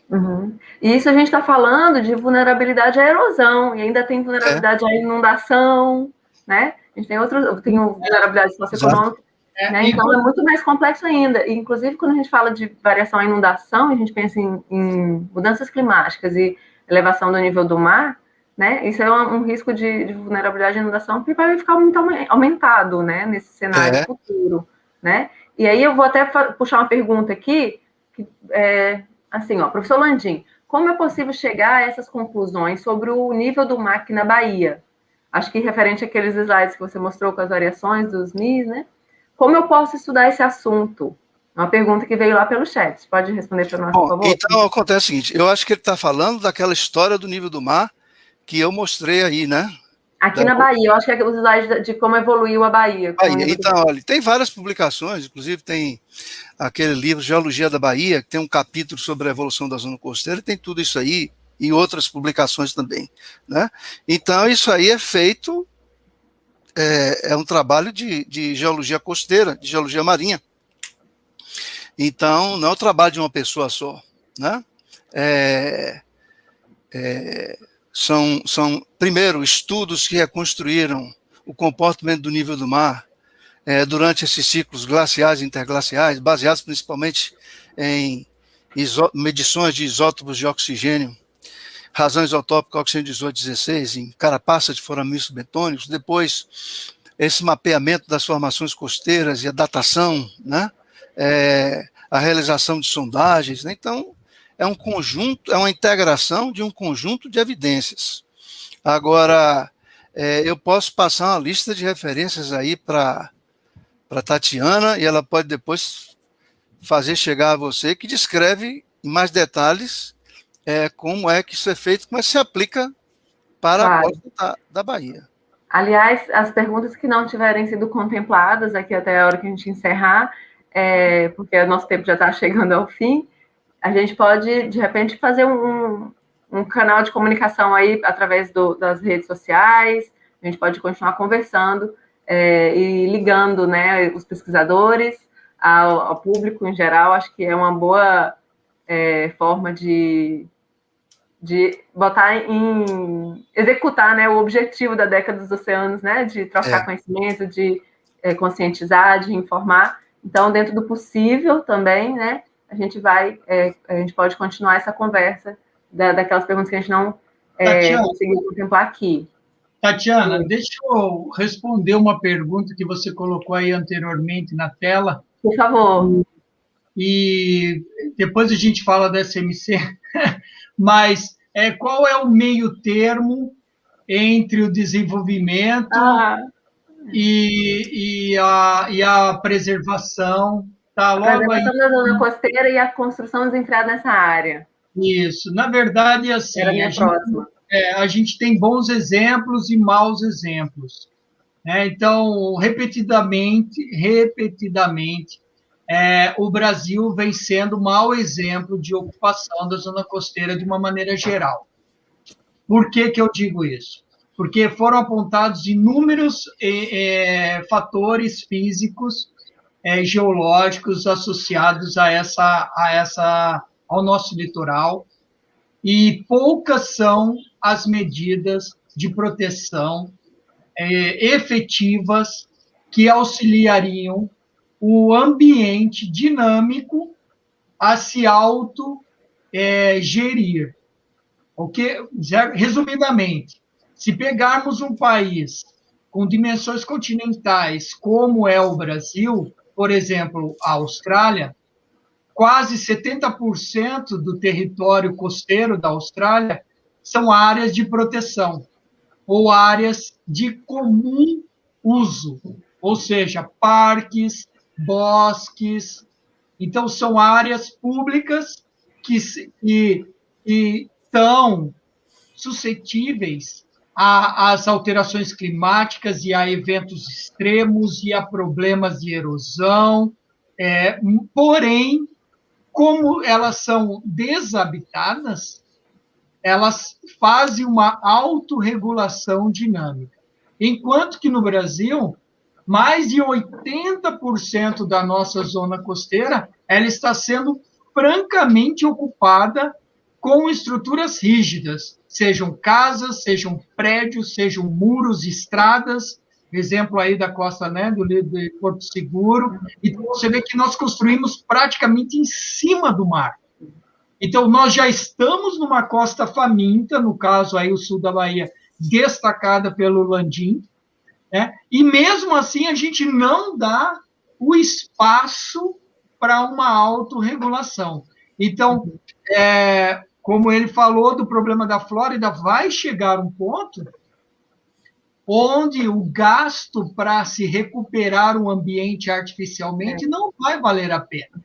Então, nós temos que pensar em maiores áreas públicas de parques, de proteção, que seriam grandes áreas de amortecimento desses impactos, no meu ponto de vista, seguindo bons exemplos, certo? Com preservação da duna frontal, com preservação do cordão arenoso, com preservação dos rios, com toda a sua fauna, flora, com preservação de áreas de dunas secundárias, enfim, Mata Atlântica, com mais áreas de preservação e de uso comum múltiplo, até mesmo pensando na nossa própria bem-estar, na nossa própria sobrevivência, no microclima dos nossos locais. Eu acho que isso seria um passo para a modernização. A modernização não vem com prédios maiores, ela vem com melhores condições de vida para as pessoas que vivem e necessitam usufruir daquela região. Então, acesso livre a pessoas, aos seres humanos, mais restritos a edificações e construções e tal. Então, eu acho que isso era um primeiro passo para que deveria ser tomado meio que rapidamente para frear esse desenvolvimento. Mas, Tatiana, veja só, o que acontece é o seguinte, a costa da Bahia é virtualmente desocupada. A maior parte da costa da Bahia não é ocupada, é virtualmente desocupada, certo? Não tem esse problema. Depois, a Constituição do Estado da Bahia estabelece que tem que ter uma faixa de recursos não edificante de 60 metros. Que não é obedecido, né? Muitas vezes. Deveria ser obedecido. Até onde eu sei, todos os empreendimentos que eu tive a oportunidade de participar de licenciamento e tudo mais, foi obedecido. Sim, você está falando de regiões portuárias. O que foi antes de 1988, tudo bem. Porque... exatamente, que é o caso aqui em Porto Seguro das barracas, das próprias estradas. Mas aqui, por exemplo, em Salvador, as barracas tiveram que ser retiradas. Pois aqui não. Então, mas aí o que acontece é o seguinte, a gente tem essa provisão de 60 metros, a maior parte da zona costeira baiana não é ocupada. Uma das áreas que tem mais densidade ocupacional é Pernambuco. Você entra em Alagoas, entra em Sergipe, entra na Bahia, 1.000 quilômetros, você anda dezenas, centenas de quilômetros, não tem Não tem ocupação. ocupação. Né? Então, a gente é até afortunado em relação a isso. É verdade. Né? A gente tem até sorte em relação a isso. Então, agora, existem pressões econômicas, problemas econômicos, né? E se a gente tem uma regra, vamos dizer, genérica, como é 60 metros, quando a gente fez o diagnóstico da erosão costeira na costa da Bahia, Sergipe, Alagoas e Paraíba, 60 metros dá para absorver a maior parte dessas mudanças que vão acontecer nos próximos 50, 60 anos. Sim. Então, a gente até numa situação privilegiada, tá entendendo? Sim. É uma pergunta aqui, ó. Desculpa, pode terminar, professor. Não, vá. Há uma pergunta. As construções próximas e em falésias que são irregulares, mas que estavam antes de uma regulamentação, o que pode ser feito, né? Foi o que você falou, muitas barracas foram retiradas, mas o seguro não foi retirado, fizeram uma readaptação recentemente, mas as barracas continuam ocupando essa zona, que seria uma zona de amortecimento, né? Que deveria ser respeitada, mas não é. Então, exato, aqui tem esse problema muito grande, que acaba sendo até socioeconômico, porque vai para esse aspecto turístico, né, dessa região sul da Bahia. Exatamente. Então, é muito complicado resolver mesmo, né? A gente está aqui para discutir e começar a tentar propor. Tem vários atores envolvidos, vários interesses envolvidos, né? Não é um problema extremamente complexo. Gente, seria muito bom a gente falar muito mais ainda sobre isso, mas nosso tempo está acabando. Bom, tá certo. Eu vou passar para o Ricardo fazer suas considerações finais, depois para o Landim, e aí a gente se dispõe, né, a continuar essa conversa depois de outras formas, nas redes ou em outras mesas, né? Eu queria agradecer também pelo convite de participar aqui como mediadora, agradecer vocês dois de novo, foi muito rico e tenho certeza que foi muito importante para todo mundo que ouviu a gente. Ricardo, por favor, suas considerações finais para a gente finalizar. Bom, primeiramente, eu desejo que uma boa saúde a todos, porque nós estamos num momento bem triste, né, até, de lockdown, né, de distanciamento e de pandemia, enfim. Então, primeiramente, saúde a todos. Esses fóruns, eles são extremamente importantes, não só para nós podermos nos reunir aqui, trocar ideia, posições e informações, mas também para incentivar a nova geração, né, aqueles que pensam em entrar nessa grande área de ciências naturais, as geociências, entre elas a geologia, a oceanografia, enfim, né, a biologia, a geografia. Então, eu acho que isso é um incentivo. Agradeço a UFSB, a Tatiana, o pessoal da comissão organizadora da primeira semana acadêmica de oceanologia. Eu sei quanto isso é importante, esse passo é importante, né, e é o esforço dos discentes e dos docentes, né, dessa instituição. Precisamos focar nessas atividades que levam ensino, pesquisa e extensão para as pessoas de uma maneira clara, objetiva, gratuita, né, uniforme.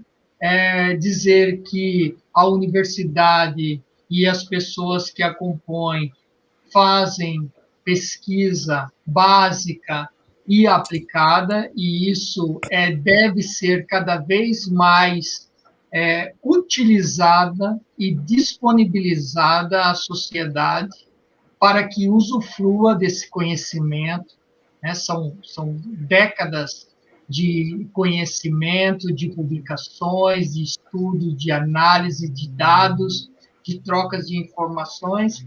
Então, a sociedade deve fazer uso disso e ir atrás. Fica o convite para, enfim, para participar sempre desses debates que estão sendo realizados dentro da semana, ou outros eventos que agora, com essa plataforma nova, ela fica até mais acessível, né? Que era mais difícil se deslocar, mas agora virtualmente. Então é isso, Tatiana, muito obrigado pelo convite. Obrigada, Ricardo. E obrigado pela dividir essa mesa redonda com você. E ao Obrigada. público, obrigado. Obrigada. Landim, por favor. Tatiana, também muito obrigado pelo convite. E eu acho que vocês têm um papel aí fundamental na UFSB, né?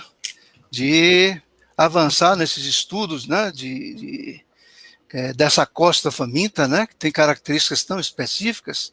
E esses estudos, eles podem dar uma contribuição muito grande, não só para a área de vocês, mas também para outro trecho de costa faminta no Brasil importante, que é a região Nordeste. Né? A região Nordeste tem características da zona costeira muito semelhantes a essas de vocês. Então, eu acho que vocês têm todas as condições de criar uma escola, né, no estudo desses processos costeiros nessas regiões com pouco aporte de sedimento, recife de coral, dinâmica de falésias, recuo de falésias, ocupação dessas áreas e traçar cenários de resposta da linha de costa para essa situação tão específica, né? Então, eu acho que vocês têm um prato cheio de pesquisa aí por várias décadas aí pela frente e tem uma contribuição fundamental para dar para a Bahia e para a região nordeste do Brasil. Parabéns aí pelo evento, né? E eu achei um negócio muito bem organizado, fiquei muito entusiasmado de ver a dedicação e entusiasmo de vocês. Eu também. toda a comissão organizadora trabalhando bastante e funcionando muito bem, né? Isso é muito animador, né? Nessa situação que a gente está vivendo, como o Ricardo lembrou bem. E a gente precisa mesmo encontrar essas soluções, né? Muito obrigada, professor. Obrigado, então. Eu acho que queria também dizer, que é importante a gente dizer que a UFSB, junto com a Federal da Bahia, né? Junto com vocês, a gente se espelha e procura muito também, até na montagem dessa mesa, né? A gente está com vocês, porque a gente tem também como equipe de professores novos. Eu estava atuando como professora substituta, né, até o mês passado, e continuo com o projeto de pesquisa. Então, a gente também tem muito o que buscar com vocês, com a UFBA, né, de referências, estudando e buscando parcerias, fazendo essas mesas. Então, muito obrigada mesmo, tá? Queria falar para o pessoal continuar ligado no evento, porque agora tem a mesa redonda número 5, ou 4, agora fiquei na dúvida, exploração e recursos minerais marinhos, começa agora às 16 horas, a gente foi um pouquinho além do nosso tempo, né, e à noite tem a oficina, tudo o que você precisa saber sobre divulgação científica, só que não. O bate-papo com o Netuno vai estar em ação aí no evento, e vai ser bem interessante, então quem puder, continua ligado nesse evento que está super legal. Muito obrigada, boa tarde para vocês. Boa tarde. Tchau. Tchau.